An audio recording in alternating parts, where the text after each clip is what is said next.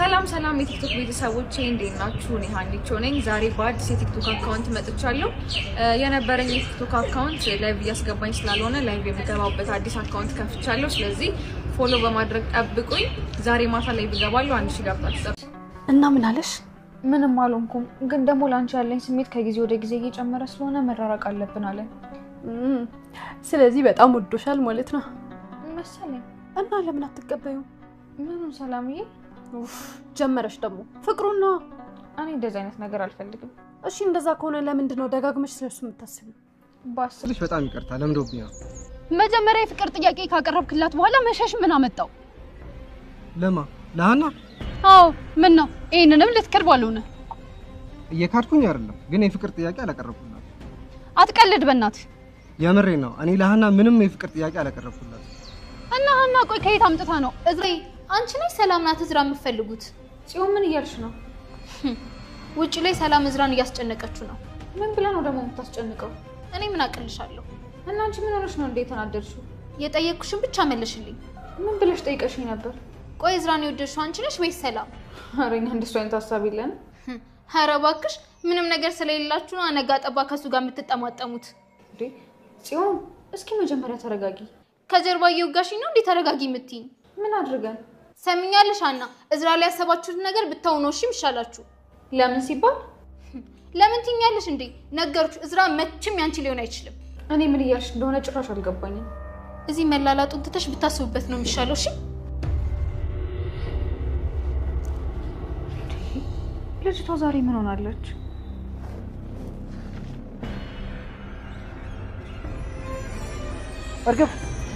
እርግብ የት እየሄድሽ ነው? ምን ልታደርግ መጣ እንዴ? አንቺን ፈልጌ ነው። ያለኝን ነገር በሙሉ ወሰድክብኝ አይደል እንዴ?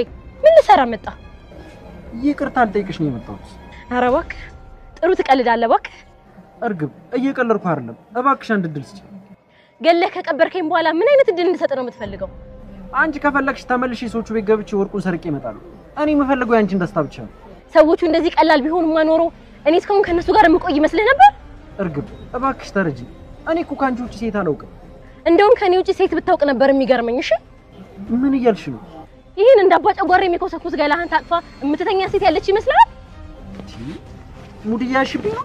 እውነቴን ነው። በቅጡ እንኳን ገላን ሳትታጠብ የምትፈልግ ሴት ያለች ይመስላል?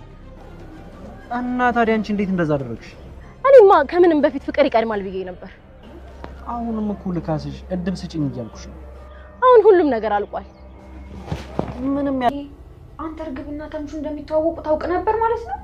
ምን ነው ብቻ እኔ አይደለም ቢጉድ ይሰራው። እንዴት? ያንቺን መስቀልና ፎቶ ለማስመለስ ከውጭ የመጣ መስሎ እንድትተዋወቃት ያደረግነው እኔና የተምቹ አብሮ። ወይኔ አባዬ እንዴት ሳትነግረኝ? አንዴ የጸባይሽን እያወቅሽው ከነገርኩሽማ ወስደሽ ለሰዎቹ ዘርተሽ ጉድ ነው የምታረጊ። እሺ ታዲያ ምን ተፈጠረ? ልጁ ደግሞ በዚህ ጉዳይ ሲቀርባት ልጅቷን ወዶ ወይኔ ጉዳችን ዘንድሮ። ቆይ አሁን ታዲያ እርግብ ቤት እንዳለች ያውቃል ማለት ነው? አዎ በደንብ ነው የሚያውቀው። አሁን ራሱ ወደሷ ነው። ቆይ አባዬ አንተ ስለወርቁ ታውቅ ነበር? እሱ ነው የነገረኝ። እሱ ራሱ አንቺ እናንተሽ እዚህ ወርቁን አውጥታችሁ ስታዩ አይቶ እንጂ ምንም አያውቅም። እሺ አሁን ምንድነው የምናደርገው አባዬ? እኔ አላውቅም ልጅ። እኔ ራሴ ግራ ግብት ብሎኛል። ልጁ ራሱ ሊያብድ። በዛ ላይ ደግሞ ማየት ይፈልጋል። ለምን ብላ? የወይዘሮ ባዩሽ ተባባሪ መስሏት ነው። ምን አባት ይሻለኛል እንዴ? ገፍቼ ልጁን እሳት ውስጥ ጨመርኩት። ለማንኛውም እኔ ትምህርት ቤት ልሄድ ነው። ቁርስ ልሰራልህ ነበር የመጣሁት፣ ሰርተሃል። በል በቃ። ሰላም ጤና ይስጥልኝ ውድ ኖላዊ ድራማ ቤተሰቦች ደህና ናችሁ ወይ? እንኳን ወደ ሰብለ ዩቲዩብ በሰላም መጣችሁ። ኖላዊ ድራማ ክፍል 105 ላይ ደርሷል አሁን ላይ እና እንግዲህ ኖላዊ ድራማ በእርግጥ ድራማው ካለቀ ቆየት ብሏል። 100 ክፍል ላይ ነው ድራማው ያለቀው። ነገር ግን ያው በብዙዎች ዘንድ ተወዳጅ ስለሆነ ድራማውን ማቆም አልፈለጉም። ምክንያቱም ምንም ነገር ቢለቁ በደንብ ነው የታየላቸው ያለው። በዚህ ምክንያት እነሱ አሁንም ድራማውን ቀጥለውታል። እንግዲህ አዲሱ ታሪክ የሃና ታሪክ ሆኗል ማለት ነው።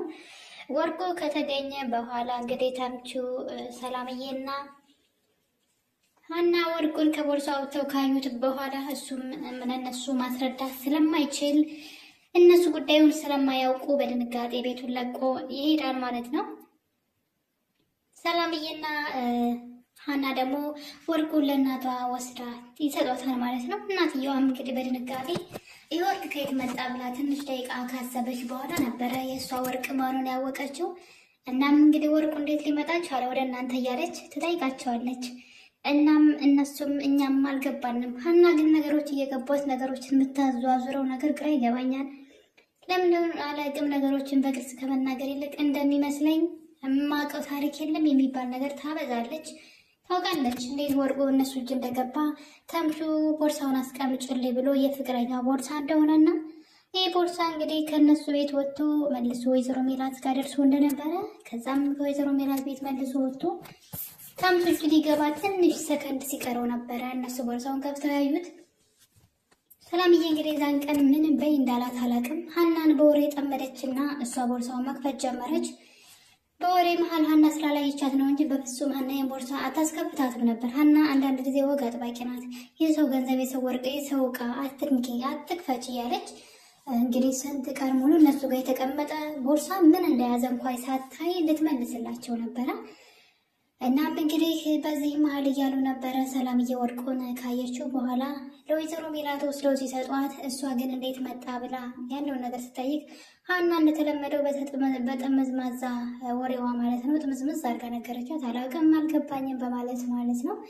እናም እንግዲህ አባዬ ነው ይሄን ቦርሳ በባለፈው አምጥቶ የሰጠሽ አይደለ ትላታለች። አዎ ሀና አባትሽ ግን ከዚህ ወርቅ ጀርባ እጁ እንዳይኖርበት ፈራው ማለት የሚያስጠላ ቃላቶችን ትናገራለች። ሀና ግን ምንም አልመሰላትም ነገሩን ዝም በማለት ስታሳልፍ፣ ሰላምዬ ግን በጣም ትናደድና ቆይ አንቺ መቼ ነው የምትማሪው? መቼ ነው የምታስተውዩ?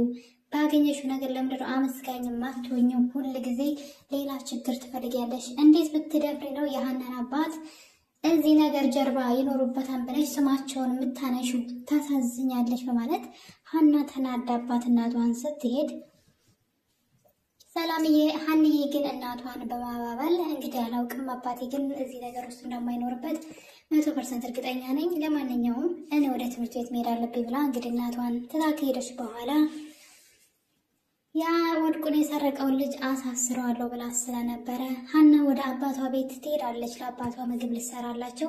ሀና ግን በጣም ያዘንኩባት ነገር አለ። ብዙዎቻቸውም ታዘባችሁ ከሆነ ለአቶ መስፍን ምርመራ ይዟ ሲሄድ እኔ የእናንተ ልጅ ብሆን እንደሆንኩ አውቃለሁ፣ ነገር ግን እኔ ከአባቴ ተለይቼ መቼም ከእናንተ ጋር አልኖርም የሚል ቃል ገብታ ሰምተናት ነበር ሁላችንም። ነገር ግን ያን ቃሏን በማፍረስ አባቷን ምግብ የሚሰራለት እንኳ እስከ ማጣት ድረስ በጣም ነው የሚያሳዝኑት። ያሳደጓት ልጅ እሷ በህይወታቸው ከመጣች በኋላ ነው ቤት መኖርም እንደዚህ አይነት ጸባይም የኖራቸው እንጂ የተስተካከሉት በአጠቃላይ በፊት ዱርዬና ኃይለኛ ሰው ነበሩና እንደዛ አሳድገዋት አንድ ቀን ተለይታቸው አታውቅም። ነገር ግን አሁን እናቷን እና ቤተሰቦቿን ስታገኝ ምግብ እንኳ ሰርታ ልትሰጠው አትችልም። ሙሉ አዳሯ ቤተሰቦቿ ጋር ሆኗል። ይህ በጣም ያሳዝናል። በፊት በእናቷ እያሳበበች ነበር። እናቷ አሁን በጣም ሙሉ ጤነኛ ናት። ነገር ግን አሁንም ድረስ አባቷን በመተው ውሎና አዳሯን እዛ ቤተሰብ ጋር አድርጋለች።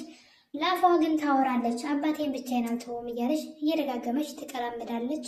ነገር ግን አባቷ ቤት ሄዳ ምግብ አባትየው አቅርቦ ሊበላ ሲል ነበር የደረሰችው እና ትጠይቀዋለች። ማን ሰርቶት ነው ምግቡን ስትጠይቀው አቶ ኖላዊ የመለሱበት መልስ በጣም ነው ያሳዘነኝ። ማን ይሰራልኛል ብለሽ ነው አንዬ? ማን ሊሰራልኝ? ራሴ ነኛ። ማን ይሰራልኛል እና ያሏት። ሰው እንዴት እንደዚህ ታደርጋለች? ሀና በጣም ነውረኛ ናት። የምሬን ነው የምላችሁ። በጣም ራስ ወዳድ ናት። ሸሚዟት ነው እንጂ እውነት ለመናገር አሁን ከአባቷ ጋር ራሱ ባትሆን ነፍሷ ነው በሷ ቤት እንዳየዋት ከሆነ ማለት ነው። ምክንያቱም አባቷን እንደ ባዳ ትታ እነሱ ጋር ነው ስር ሰጧት ማታ የምትገኘው 24 ሰዓት እዛ ቤት ነው። ይህን ነገር እንግዲህ ድንብላል ታዘባለች። እናት ድንብላልም አቶ ኖላዊ እነ ወይዘሮ ሜላት ቤት ለእንግድነት በሄዱ ጊዜ ነበረ አባባ ይብሉ እያለች ምግብ ካቀረበች በኋላ ግን እንደው ማን እየሰራለውት ነው ምግብስ ይበላሉ ወይ? ሀና እንደሆነ እዚህ ነው ውሎና ዳሯ በማለት ለአቶ ኖላዊ እንግዲህ የተሰማትን የመረዋል ማለት ነው ስትናገር እያየን ነበረ። እናም አቶ ኖላዊ በመናደድ ልጅ ልታሚልኝ ነው እንደዚህ ምግብ አቅርበሽ ዞር በይ ከዚህ በማለት ወሬዋን ያቋርጧታል። ነገር ግን የተናገረችው ነገር ትክክል ነው፣ የተሰማትን እውነተኛውን ነገር ነው።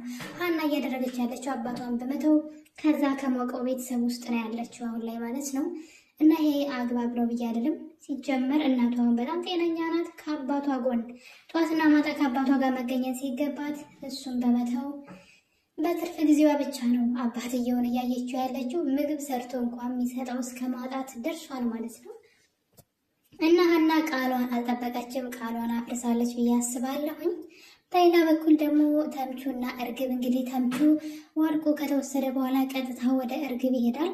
እርግብ ደግሞ ራሷን ደብቃ ወርቁን ለመቀበል ስትወጣ በር ላይ ይገናኙና ወርቁ ሴት አለ ስጠኝ ስትለው በጣም አዝናለው ባለቤቶች ወስዶታን ይላታል። በዚህ ማለ እርግብ በጣም ትናደድና ምን ማለት ነው እንደዛ አይነት ቀልድ አልፈልግም ወርቄን አምጣ ትለዋለች። ከባለቤቶቹ እጅ ገብቷል። መጀመሪያ የሚያስቀምጥኩት ሀና ቤት ነበረ ትለዋለች። ሀና ማናት የታወቃት ትለዋለች። እኔ ነኝ ለአክስትሽ ወርቅ የሀናን መስቀልና የሀናን ፎቶ ሰርቄ ለአክስትሽ የሰጠኋት እኔ ነበርኩኝ። እኔ ማለት ይሄ ነኝ። አንቺ እንደምታስብኝ አሜሪካ ምናምን ዘሪሁን ምናምን አይደለሁም፣ እኔ ተምቹ እባላለሁ በማለት ማንነቱን ግልጥ አድርጎ ሲነግራት እርግብ ትናደድና ተምቹን በጥፊ ታጮለዋለች ማለት ነው። እናም እንግዲህ ከዚህ በኋላ አይንህን ማየት አልፈልግም ስትለው እሱ ግን እኔን ከነ ማንነቴ ከወደድሽኝ አብረን እንኑር፣ ምንም ሆነን አብሬሽ ልኖር ቃል ገባልሻለሁ፣ ያልሽኝን ነገር ሁሉ ላደርግልሽ እችላለሁ፣ ከፈለግሽም እዛ ቤት ገብቼ ወርቁን ሰርቄ ላመጣልሽ እችላለሁ በማለት ሊያባብላት ቢሞክርም እርግብ ግን በገንዘብ አይኗ ስለታወረ አይንህን ማየት አልፈልግም ብላ ከቤት ታባረረዋለች። በሌላ በኩል ደግሞ ሀና ማለት ነው በፍቅር ተይዛለች ማለት ፍቅር ይዟታል። ከእዝራ ይሁን ከሀሲር አይታወቅም። ሀሲርንም ታስበዋለች፣ እዝራንም ታስበዋለች። እዝራ ደግሞ የሆነ ትዕቢተኛ ነገር ነው፣ ወይም ደግሞ ለምኑኝ አይነት የሆነ ጉረኛ ወንድ የለም እንደዛ አይነት ነው። እና እንግዲህ እሷን እኔ እየቀረብኩሽ ፍቅር እየተሰማኝ ነው፣ ስለዚህ ፍቅር ይዞ የመታመም አልፈልግም ባንቺ ከአንቺ ርቃለሁ በማለት የእሷን ልብ በመስቀል ውስጡ ላይ ያለውን ስሜት ከተናገረ በኋላ ይሸሻታል። ይህ አግባብ ነው? ቢያስብላት ኑሮ ምንም ነገር ሳይነግራት ከሀና መሸሽ ይችል ነበር። እሱ ግን አፍቅሬሻለሁ፣ ስለዚህ ከአንቺ መሸሽ ፈልጋለሁ ብሎ ልቧን ሰቅሎ ይሁ ሀና እንግዲህ ተኝታም ተነስታም እሱን ነው የምታስበው። እኔ ግን እሷ ተምቹን ነው መውደድ ያለባት፣ ተምቹ ዋጋ ከፍሎላታል፣ ይወዳታል። ይህን ነገር ሰላምዬም ነግራታለች። ስለዚህ ሀና አይንሽን ገልጠሽ ወደ ተምቹ ይሄኛው ይቅርብሽ ባይነኝ። በእርግጥ ይህም ጥሩ ነው፣ ነገር ግን ተምቹ ይቀድማል ብዬ አስባለሁ። እሷም ውስጧ ተምቹን የሚፈልገው ይመስለኛል። ይሄኛውን ግን ጓደኝነቱን ስለፈለገች ነው። እና የኔ ቤተሰቦች ኖላዊ ድራማ እንግዲህ እዚህ ደርሷል። ይህና ታሪክ ላይ ነው ያለ ነው። በቀጣይ እንግዲህ ምን ሊፈጠር ይችላል አብረን የምናየውናል። እስከዛው መልካም ጊዜ። እወዳችኋለሁኝ። ለቤት አዲስ ከሆናችሁ ሰብስክራይብ አድርጉ። መልካም ጊዜ